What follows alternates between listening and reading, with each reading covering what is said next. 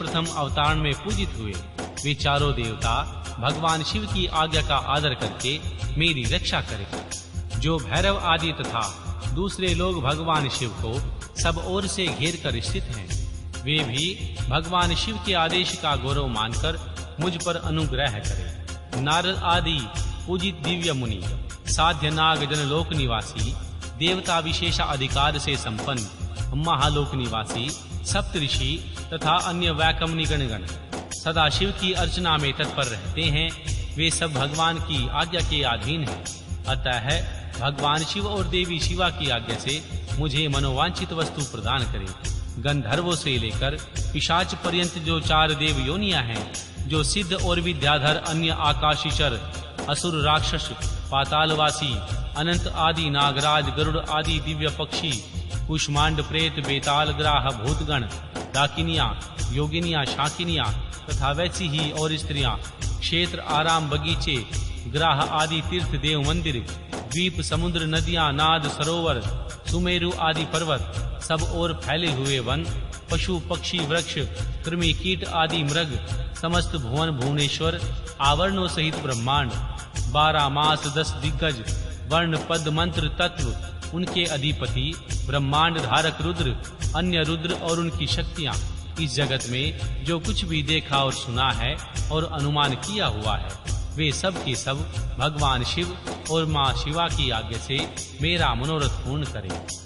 जो पंच पुरुषार्थ स्वरूपा होने से पंचार्था कही गई, जिसका स्वरूप दिव्य है तथा जो पशु विद्या की कोटि से बाहर है, वह पशुओं को पास से मुक्त करने वाली शैवी पराविद्या, शिव धर्म शास्त्र, शैव धर्म, श्रुति सम्मत, शिव संज्ञक पुराण, शैवागम तथा धर्म काम आदि चतुर्विध पुरुषार्थ, जिन्हें शिव और शिवा के समान ही मानकर उन्हीं के समान पूजा दी गई है, उन्हीं दोनों की आज्ञा लेकर मेरे अभिष्ट की सिद्धि के लिए इस कर्म का अनुमोदन करें, इसे सफल और सुसंपन्न घोषित करें। श्वेत से लेकर नकुलीश पर्यंत शिष्य सहित आचार्यगण, उनकी संतान परंपरा में उत्पन्न गुरुजन, विशेषतः मेरे गुरु शैव महेश्वर, जो ज्ञान और कर्म में तत्पर रहने वाले हैं, मेरे इस कर्म को सफल और सुसंपन्न माने। लौकिक ब्राह्मण, क्षत्रिय, वैश्य, वेदांग वेदों के तत्वज्ञ विद्वान, सर्वज्ञ कुशल,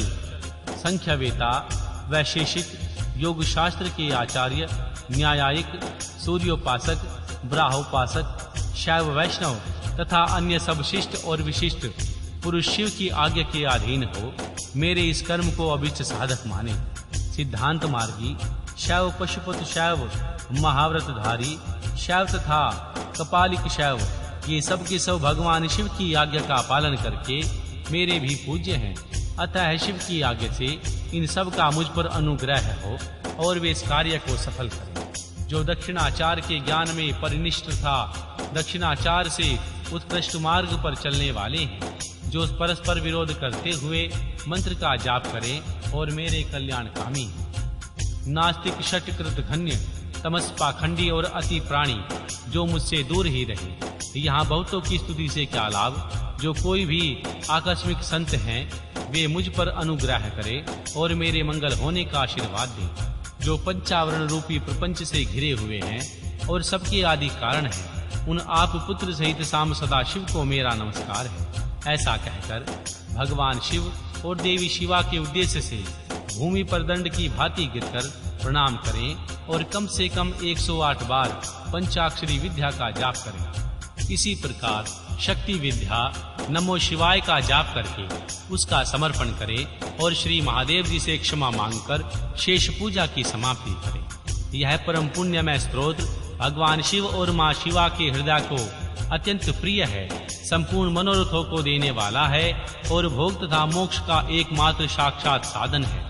जो एकाग्रचित हो प्रतिदिन इसका कीर्तन अथवा श्रवण करता है, वह सारे पापों को शीघ्र ही धोकर बाहर भगवान शिव का सायुज्य प्राप्त कर लेता है। जो गो हत्यारा, कृतघ्न, वीरघाती, गर्भस्थ शिशु की हत्या करने वाला, शरणागत का वध करने वाला और मित्र के प्रति विश्वासघाती है, दुराचार और पापाचार में ही लगा रहता है तथा माता और पिता का भी घातक है, वह भी इस स्तोत्र से जब से तत्काल पाप मुक्त हो जाता है।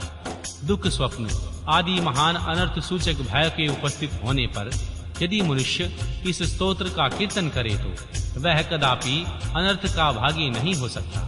आयु, आरोग्य, ऐश्वर्यों तथा और जो भी मनोवांछित वस्तु हैं, उन सब को इस स्तोत्र के जप से संलग्न करने वाला पुरुष प्राप्त कर लेता है।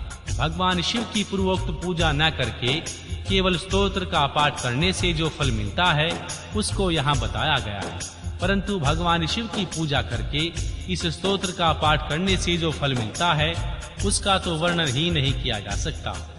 यह फल की प्राप्ति अलग रहे। इस स्तोत्र का कीर्तन करने पर इसे सुनते ही माता पार्वती सहित भगवान महादेव जी आकाश में आकर खड़े हो जाते हैं। अतः उस समय उमा सहित देवादिदेव महादेव की आकाश में पूजा करके दोनों हाथ जोड़कर खड़े हो जाएं और इस स्तोत्र का पाठ करें। ओम नमः शिवाय।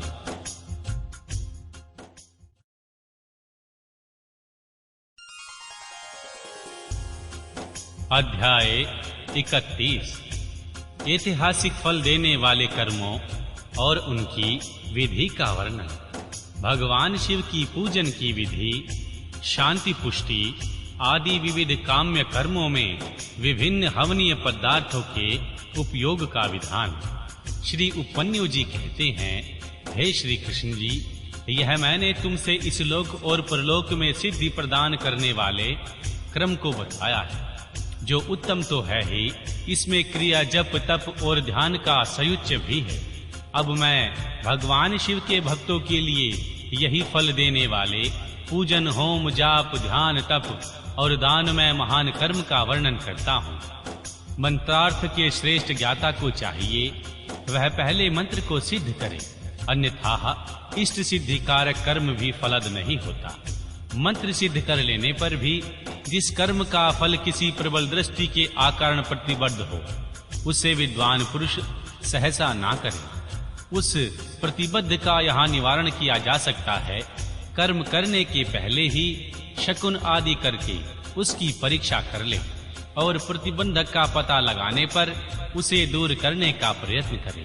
जो मनुष्य ऐसा न करके मोहवश ऐहिक फल देने वाले कर्म का अनुष्ठान करता है, वह उससे फल का भागी नहीं होता और जगत में उपहास का पात्र बनता है। जिस पुरुष को विश्वास न हो ऐसा ऐहिक फल देने वाले कर्म का अनुष्ठान कभी न करे, क्योंकि उसमें मन में श्रद्धा नहीं रहती और श्रद्धाहीन पुरुषों को उस कर्म का फल नहीं मिलता। जिस कर्म का निष्फल हो जाए उसे देवता का कोई अपराध नहीं है, क्योंकि शास्त्रों की विधि से ठीक ठीक कर्म करने वाले पुरुषों को यही फल की प्राप्ति देखी जाती है। जिसने मंत्र को सिद्ध कर लिया है, प्रतिबंधक को दूर कर दिया है, मंत्र पर विश्वास रखता है और मन में श्रद्धा से युक्त है, वह साधक कर्म करने पर उनके फल को अवश्य पाता है। उस कर्म के फल की प्राप्ति के लिए ब्रह्मचर्य पारायण होना चाहिए। रात में हविष्य भोजन करे, खीर या फल खाकर हिंसा आदि जो निषिद्ध कर्म है उन्हें मन से कभी न करे। सदा अपने शरीर में भस्म लगाए, सुंदर पवित्र वेशभूषा धारण करे और पवित्र रहे। इस प्रकार आचारवान होकर अपने अनुकूल शुभ दिन में पुष्पमाला आदि से अलंकृत पूर्वोक्त लक्षण वाले स्थान में एक हाथ भूमि को गोबर से लीपकर वहां छिपे हुए भद्रासन पर कमल अंकित करे। जो अपने तेज से प्रकाशमान हो वह तपाए हुए स्वर्ण के समान रंग वाला हो, उसमें 8 दल हो और केसर भी बना हो। मध्य भाग में वह कणिका से युक्त और संपूर्ण रत्नों से अलंकृत हो। उसमें अपने आकार के समान ही नाल होनी चाहिए।